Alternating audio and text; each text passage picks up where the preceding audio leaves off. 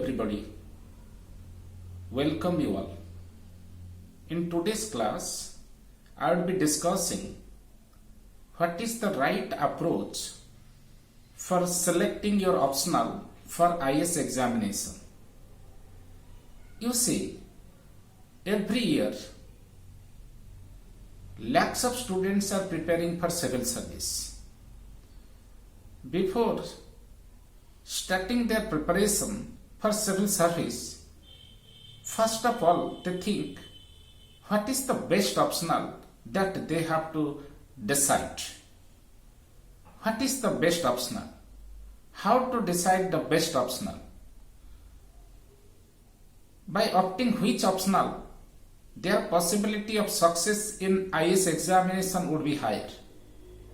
These questions are basically igniting their mind. Today, I will be giving you certain objective points on the basis of which you have to decide your optional.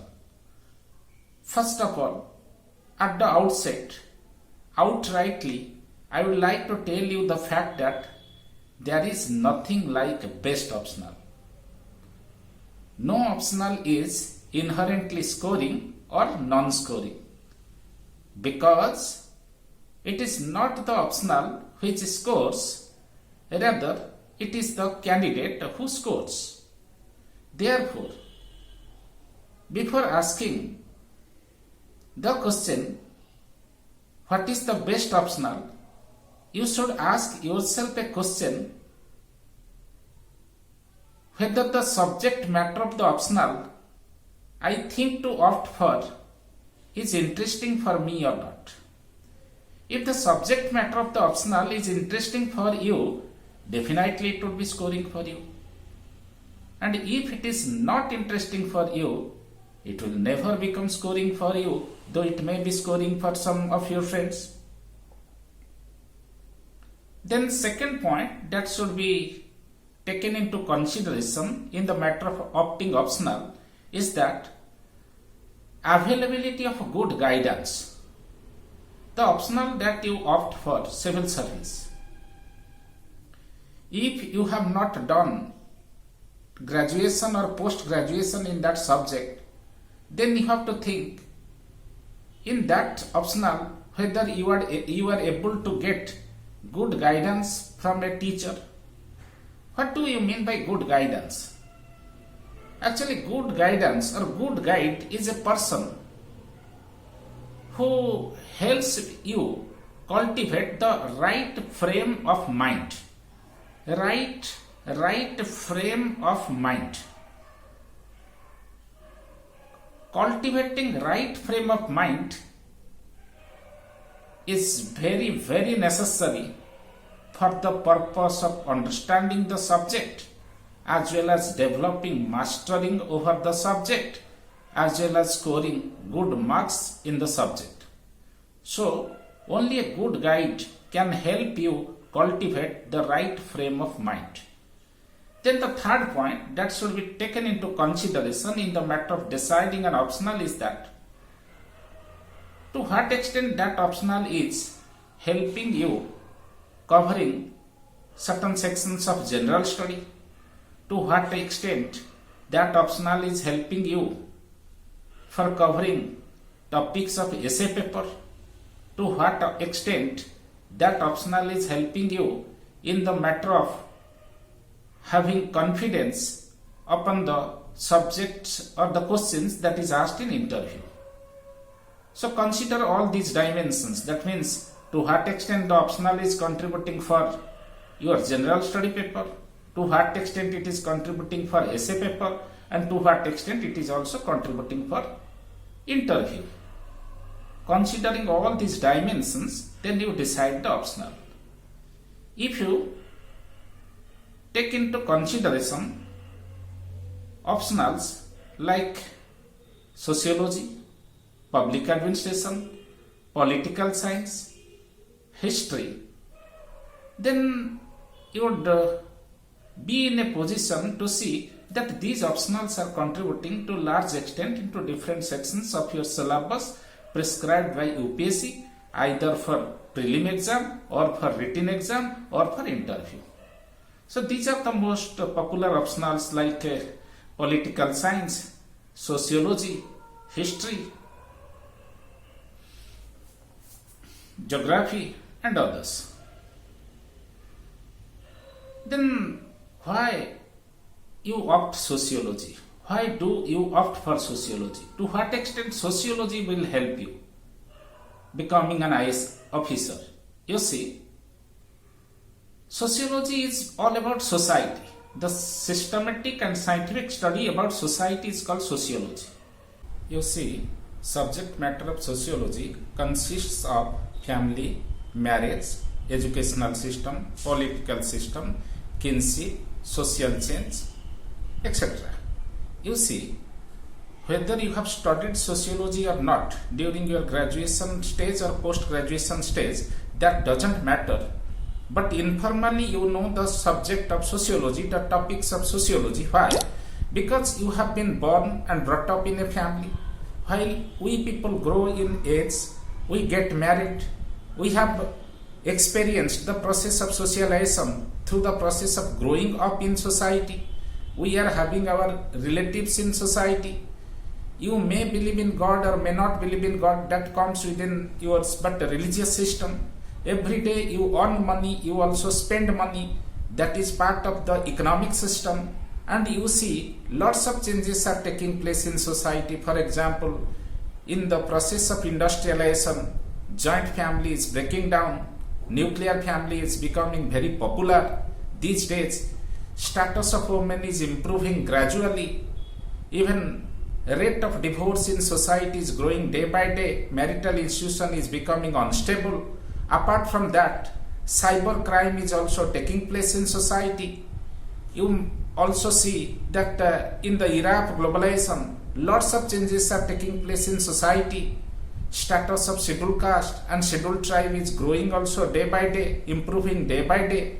So in this way, though you have not studied sociology formally during your graduation days or post-graduation days, but informally you know the subject matter of sociology in the process of growing up in society. Therefore I say that your knowledge about sociology may not be academic knowledge, but your knowledge about society and sociology is experimental knowledge, experiential knowledge, because by experience you have learned society. By experience you have learned many topics of society.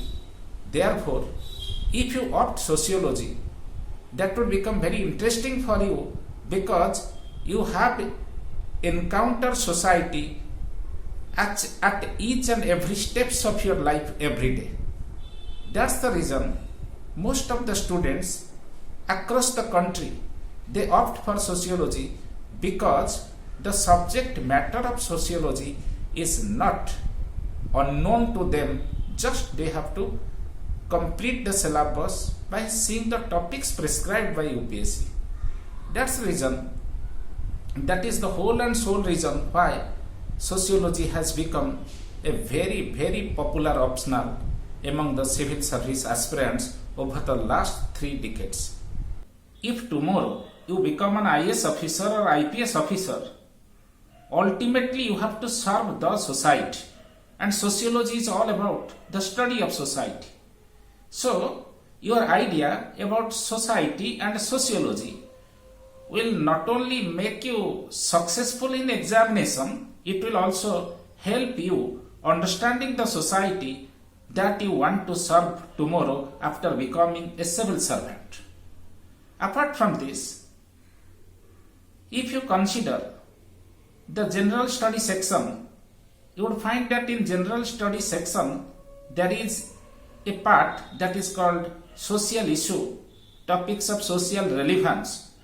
That section will automatically be covered once you are a student of sociology. That social issue comes under general study paper 1 of mains examination. Then you come to essay paper. You know, in the written examination, you are expected to write 2 essays. Each essay is carrying 125 marks and you are supposed to write 2 essays, and UPSC will give you 6 essays. Out of 6 essays you have to write answer of 2 essays. I can tell you with the strength of my confidence that if you are a student of sociology, if you have completed the entire syllabus of sociology prescribed by UPSC, I am sure and certain that at least you will be getting 3 essays out of 6 essays that has been asked in essay paper. So once you are a student of sociology, your preparation for essay paper is automatically done and you need not require to put extra effort for your preparation for essay paper. Apart from this, if you are a student of sociology, then in interview what will happen, they will ask questions related to society, related to problems of society like status of women, increasing crime against women, cyber crime against women, impact of globalization upon Indian farmers, impact of globalization upon Indian culture. So in interview, almost all questions that is asked by the members of the board, they are coming within the purview of sociology. So for interview, you need not require to put any extra effort. Apart from this, I am telling you, for the purpose of scoring good marks in sociology, you should have the ability of writing English in a flawless manner. This is the precondition of opting sociology or opting any subject of humanities like political science and others. So, in this way, sociology is a very popular optional, and the rate of success in sociology is also very good. And particularly in sociology, there is two sociological perspective that I will teach you in another class. First is functional perspective, second is conflict perspective. Functional perspective highlights the positive contributions of different elements of society. On the contrary, conflict perspective highlights the negative contributions of different elements of society. So you see, any topics of society can be evaluated either by highlighting the positive contribution of the topic or by highlighting the negative contribution of the topic. So in this way, these two perspectives, that is functional perspective and conflict perspective, they will help you a lot in the matter of developing an orientation for highlighting the different problems of society and providing solution also to different problems of society. For example, if I ask you a question that is globalization really helping the poor people in our country? If your answer is yes, that comes within the purview of functional perspective. If your answer is no, that comes within the purview of conflict perspective. So entire sociology is revolving around these two diametrically opposite perspectives, and once you are a student of sociology, obviously your preparation for interview is automatically done. That means any question that is asked by the board member, which is by nature opinion based or debatable, you can explain it either by adopting functional perspective or by adopting conflict perspective. Now I will be telling you a few things related to my method of teaching you sociology. Generally, I take 200 hours for completing the entire syllabus of sociology prescribed by UPSC, and the duration of the course is 3.5 months. I will take class Monday to Friday, and every day I will take class for 3 hours. And my methodology of teaching you sociology is like this. First, I will start teaching you Unit 4 of Paper 1, that is Sociological Thinker, because Sociological Thinker consists of the essence of sociology. And the Sociological Thinkers have a connection with the rest of the topics of Paper 1 and Paper 2.